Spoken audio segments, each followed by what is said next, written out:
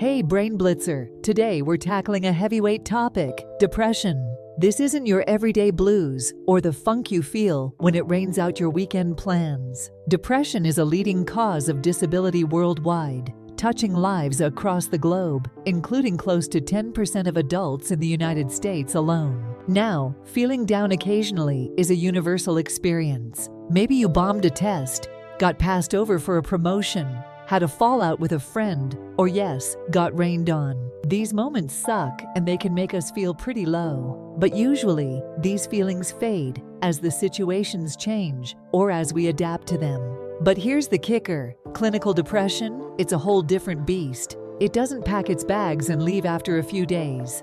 It sticks around for at least 2 weeks, often much longer, and it doesn't just affect your mood. It invades every aspect of your life, making it tough to work, enjoy life, or maintain relationships. Imagine not finding joy in the things you love, constantly feeling exhausted, or battling thoughts that you just can't shake off no matter how hard you try. If this sounds familiar, it might be more than just a rough patch. Depression isn't just about feeling sad. It's a complex medical condition with symptoms that can include anything from changes in appetite to feelings of worthlessness, sleep issues, concentration problems, and even thoughts of suicide. And yes, if you're experiencing several of these symptoms, it's important to take it seriously and consider seeking help.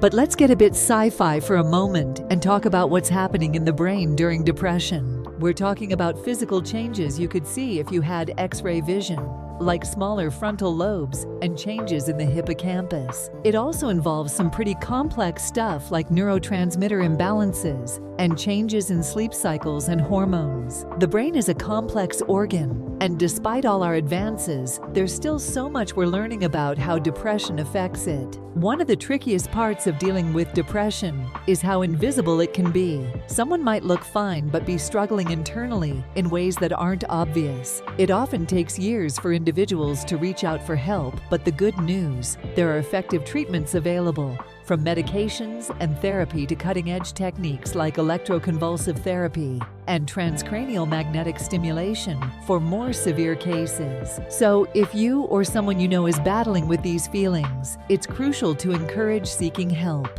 And remember, it's okay to need assistance with even the first steps, like finding a therapist or making an appointment. Depression is a medical condition.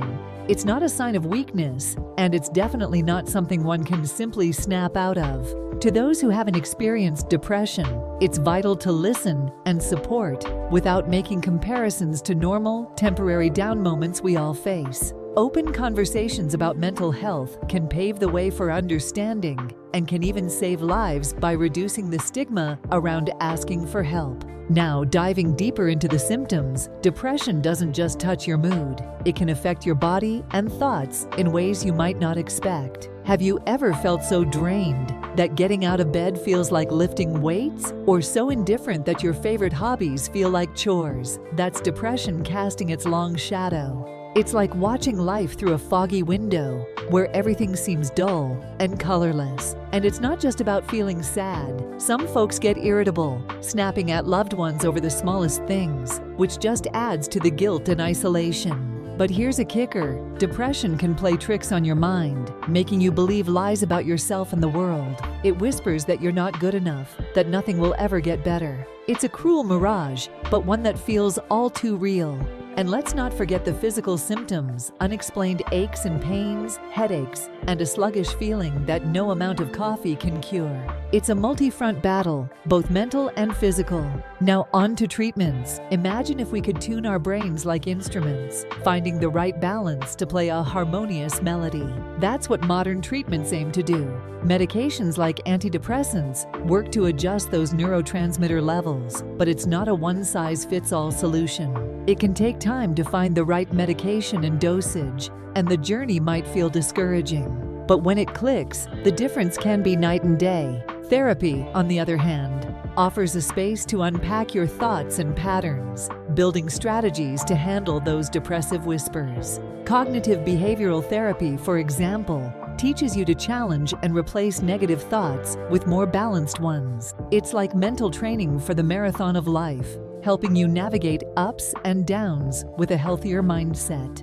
For those whose depression clings on despite medication and therapy, treatments like electroconvulsive therapy, ECT, can offer a beacon of hope. It's not the shock therapy of old movies, but a refined and controlled procedure that can reboot the brain in ways we're just beginning to understand. And then there's the frontier of treatments like transcranial magnetic stimulation, TMS, which uses magnetic fields to stimulate nerve cells in the brain, offering a non-invasive alternative that's gaining ground for its effectiveness and minimal side effects. It's important to remember that seeking treatment is a sign of strength, not weakness. Every step towards asking for help is a step away from the shadow of depression. The path may be tough, with trials and errors, but it's a journey worth taking. And on this journey, you're not alone. There's a world of support out there, from professionals to communities and even videos like this one, where we share, learn, and grow together. All right, Brain Blitzer, we've covered a lot today, but this is just the beginning of the conversation. Depression is a complex and deeply personal experience, and the more we talk about it, the more we can learn and help each other. If you found this video informative and think it could help someone, hit that like button, share, and don't forget to subscribe to our channel for more content like this. And hey, if you're feeling generous, drop a comment below with your thoughts or experiences related to depression. Your story might just be what someone needs to hear today. Remember, seeking help is a sign of strength, not weakness. Let's keep the conversation going, and together we can make a difference. Catch you in the next video, Brain Blitzer. Stay curious and take care of each other.